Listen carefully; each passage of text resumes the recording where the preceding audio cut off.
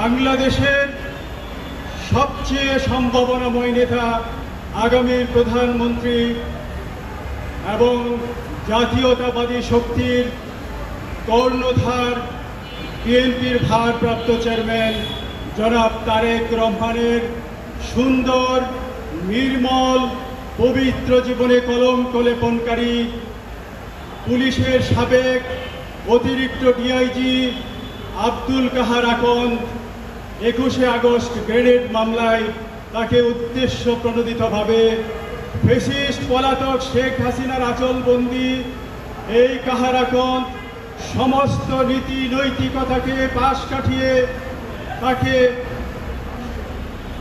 সম্পূরক চার্জশিটে আসামি করেছিল এবং তাকে আসামি করেছিল, ফলশ্রুতিতে তার যাবজ্জীবন দণ্ড দেওয়া হয়েছিল।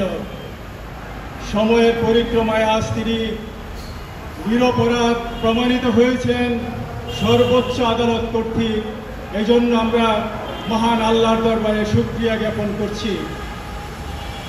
আপনারা জানেন, সেই কুখ্যাত কাহার আকন্দের সবচেয়ে ঘনিষ্ঠ দোসর সহচর অ্যাডভোকেট জালাল উদ্দিনকে কিশোরগঞ্জ 2 আসনে মনোনয়ন দেওয়া হয়েছে, যে অত্যন্ত বেদনাদায়ক এবং আগামীর প্রধানমন্ত্রী জাতীয়তাবাদী শক্তির কর্ণধার তারেক রহমানের জীবনের নিরাপত্তা তথা জিয়া পরিবারের নিরাপত্তার জন্য একটি ভয়ঙ্কর বিপজ্জনক হুমকি। এই পরিস্থিতিতে আমরা কঠিয়াদি পাকুন্দিয়ার সর্বস্তরের সংগ্রামী জনতা বিএনপির হাইকমান্ডের কাছে সবিনয় অনুরোধ জ্ঞাপন করতে চাই, অবিলম্বে তারেক রহমানের চিরশত্রু কাহার আকন্দের ঘনিষ্ঠতম দোসর, আওয়ামী দোসর, ফ্যাসিস্টের পদলেহনকারী এই জালাল উদ্দিনের মনোনয়ন অবিলম্বে বাতিল করুন এবং তার এই মনোনয়ন বাতিল না করা পর্যন্ত আমাদের এই আন্দোলন অব্যাহত থাকবে ইনশাল্লাহ।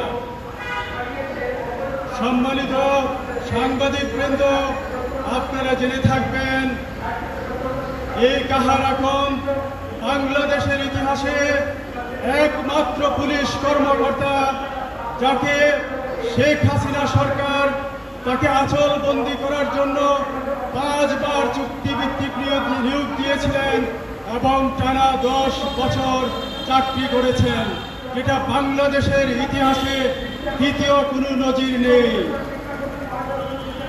এই ফ্যাসিস্ট পলাতক শেখ হাসিনার আশ্রয়ে এই পতিত স্বৈরাচারের দোসর ডিআইজি কাহার বিএনপি তথা জাতীয়তাবাদী শক্তির একজন উদীয়মান নেতা সুজনকে হত্যা করেছিল প্রকাশ্যে এবং সেই মামলাটি পর্যন্ত 4 বছর করতে পারে নাই। সেই হত্যাকারী তারেক রহমান তথা বিএনপির চিরশত্রু কুখ্যাত ডিআইজি আব্দুল কাহারের বন্ধু জালাল উদ্দিন, সেই কাহারকে 1 বার নয়, 2 বার নয়, 3 বার তার নিজস্ব প্রতিষ্ঠান পলিগেন পাবলিক স্কুলে 3 বার দাওয়াত করে জামাই আদর করেছেন, পাশাপাশি বসে তাকে প্রশংসায় ভাসিয়েছেন, বলেছেন 21শে আগস্ট গ্রেনেড মামলা সহ 2টি মামলার তিনি আলোচিত তদন্ত কর্মকর্তা হিসেবে গুরুত্বপূর্ণ দায়িত্ব পালন করেছেন।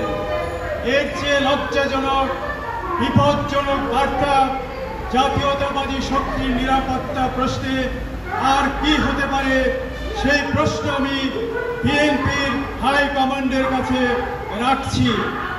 বন্ধুরা, আপনারা জানেন, দেশ মাথা বাংলাদেশের নন্দিত নেত্রী, সাবেক 3 বারের প্রধানমন্ত্রী বেগম খালেদা জিয়া হাসপাতালে অসুস্থ আছেন। এই পর্যায়ে আমরা তার রোগ মুক্তি কামনায় দ্রুত সুস্থতার জন্য আমরা দোয়া এবং মুনাজাত করছি।